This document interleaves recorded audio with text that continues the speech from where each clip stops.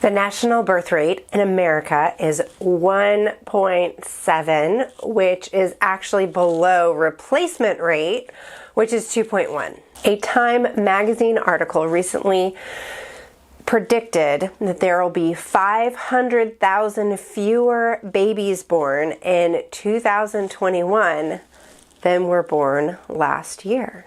For perspective, 100 years ago, in 1920, the birth rate, that means the average number of children each woman had, was about 3.2. And 200 years ago, in 1820, the birth rate was 6.3.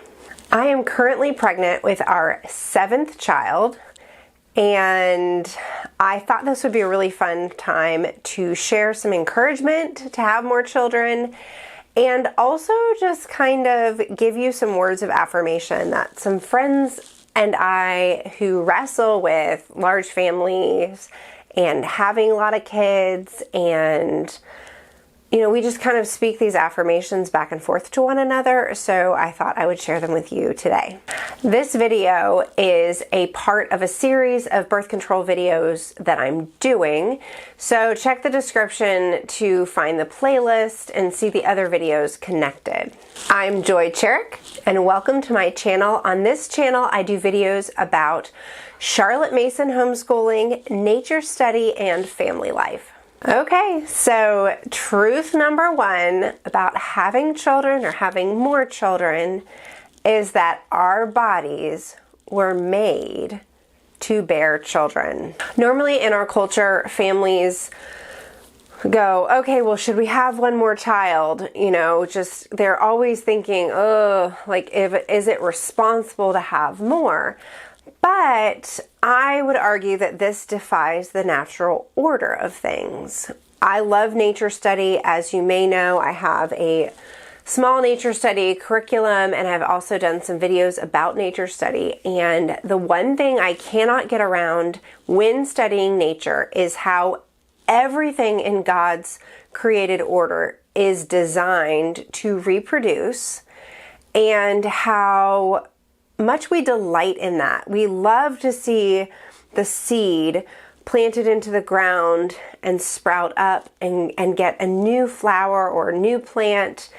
And we love to find little baby birds in the springtime. That is such a delight to us. So how come in our culture we kind of cringe and go, oh, that's a lot of work, or why would you do that, when someone has a lot of children? So I would argue that that defies the natural order, that God has created us to reproduce, and that it is good. The opening paragraph of Humane Vitae, which is a Catholic document — I am not Catholic, but I think it's a really good document for us all to consider — says, and I'm going to read it for you briefly: married people collaborate freely and responsibly with God, the Creator, when having children. We see in Genesis the command to be fruitful and multiply. And now there are different arguments on this point, but I think that it is important for us to acknowledge that it's there and be prayerful about how to apply that passage in our own lives, but also to recognize that having children is the natural overflow of marriage. As one woman who had 7 children herself said it, if you wanted a clean house, then you shouldn't have gotten married. So I think her natural conclusion was, if you're going to get married, children and messes and hard work are going to come with that. So perhaps in our marriages, instead of saying, oh, should I have one more, maybe the question could be framed a different way, such as, should we be preventing? Why should we not have more? And be wrestling through that concept with that posture, and understanding that the natural design would be to continue having children. Okay, the second affirmation is the generational impact of having children. So I think that this is completely lost in our culture because we don't really think ahead or about how our decisions today affect, us tomorrow, let alone future generations. And having children is one of the most significant things that will have the longest lasting impact. In our home, we often talk about, especially when I'm having a hard time with a pregnancy or, we're just frustrated with something going on, we'll say, okay, 9 months for 90 years. We can totally do that. So that is simply to say, my 9 months of suffering or discomfort is totally worth it for someone else to live on this earth and have an eternal soul for 90 years, of course, on the earth, and then eternity if we believe in Scripture. Another little game I like to play is, okay, if I only have 3 children and each of those children have 3 children, then I would have 9 grandchildren, and that means I would be joining with the Lord to help in the procreation of 12 souls. And that, I think, is an honor and worth the effort. So let's just talk about generational impact really quick, because in Scripture, we see this with the Israelites. The Israelites were about 70 people when they came into Egypt, when Joseph kind of rescued his family from that famine, and he had been sold into slavery, and then he became, a very high-ranking person under Pharaoh. So 70 people came and joined him there in Egypt, and they were fruitful, and they multiplied. And 200 years later, 2 million people.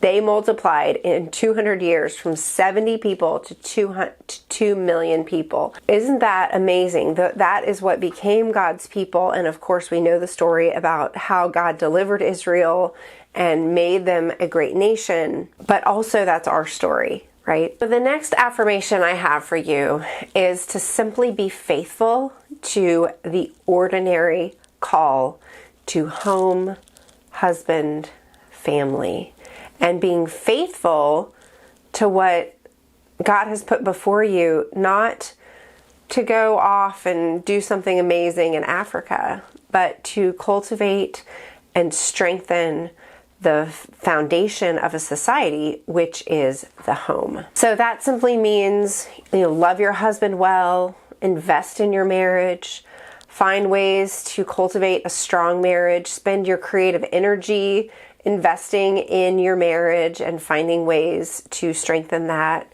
Have babies and, learn how to cook or learn how to be joyful in just the ordinary things of life that make a home a pleasant place to be. And the atmosphere, as Charlotte Mason talks about, is all of those things. So the atmosphere, discipline, and life within the context of a home are so important, and your work in that role is essential. Like, there's nobody else who can replace you from developing an atmosphere of peace and love and joy in your home. There's no one else who can discipline and understand and create habits with your children.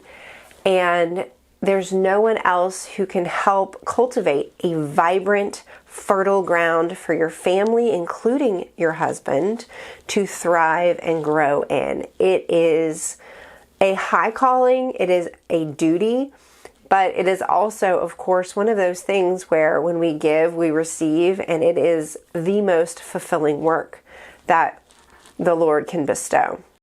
So Scripture affirms that children are a blessing, and of course our culture affirms that children are a burden. While both can actually be true at the same time, I think it's easier to hear that voice of, they're a burden, they're hard work, why would you do that? instead of hearing this is a blessing, a heritage, a royal priesthood, like we are a part of something that's bigger than ourselves, and that is something we can rest in. As I've studied scripture and specifically thinking about the issue of preventing children, preventing pregnancy, I was struck by how often God talks to us about, you are a people, you are my people, you are a chosen people. So this scripture is from 1 Peter chapter 2, verse 9, but you are a chosen people, a royal priesthood, a holy nation, God's special possession, that you may declare the praises of him who called you out of the darkness into his wonderful light. You're not just individuals, but we are a collective body. What we do or don't do affects everyone. So another affirmation for having children is to remain open to life. Now, this is a Catholic concept that I ran across as I was doing all of my research, and I love it because it is like the ultimate pro-life position. Like, we are going to be open and welcoming the children that God would give us. And that does, again, you can totally go and check out I have a child spacing video in this birth control series. And that talks about, we are going to continue to wrestle with this and, use our wisdom and judgment and look at our own circumstances, look at our own marriage. So check out that video. I'll leave it up. And I'll also put it down in the description. So lastly, children are just a lot of fun. We kind of say kids are cool. So I love watching my husband interact with our kids and the delight that they bring to him. One of our children just giggles incessantly, just, if he's in trouble, if he's not in trouble, if he's just sitting there, just at any point, he's just a giggle box. And what a delight that is, because I'm not little. I don't laugh the way they laugh. I think, they've tracked how frequently children laugh, and they just laugh way more than adults laugh. And having that laughter, having that joy is such a blessing and a delight. Of course, there's the screaming and the squabbling and all of those things. But I think that the joys outweigh the hardships. And so frequently in our culture, we look for ways to not work as hard, to cut corners. As humans, we want to innovate and find ways to be more efficient. And, children aren't efficient. They're relational. And that relationship is hard because we have to humble ourselves, and we have to learn, and we have to grow, and we have to change, and we have to put ourselves aside for another.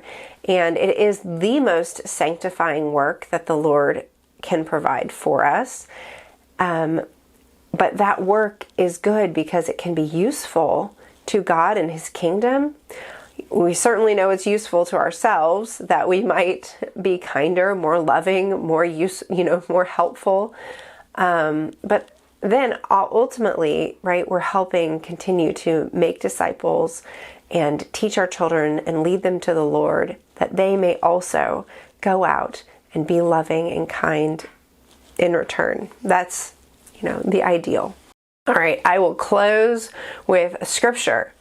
Psalm 127, verses 3-5. Behold, children are a heritage from the Lord, the fruit of the womb a reward. Like arrows in the hand of a warrior are the children of one's youth.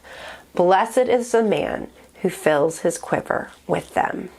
That's all I have for today. I hope you were encouraged. I hope you felt loved, and that you at least begin to see that there are other people who also see children as a blessing and not just a burden, and that we can seek the Lord for his will in our lives in this matter. Thanks so much for watching, and I'll see you next time.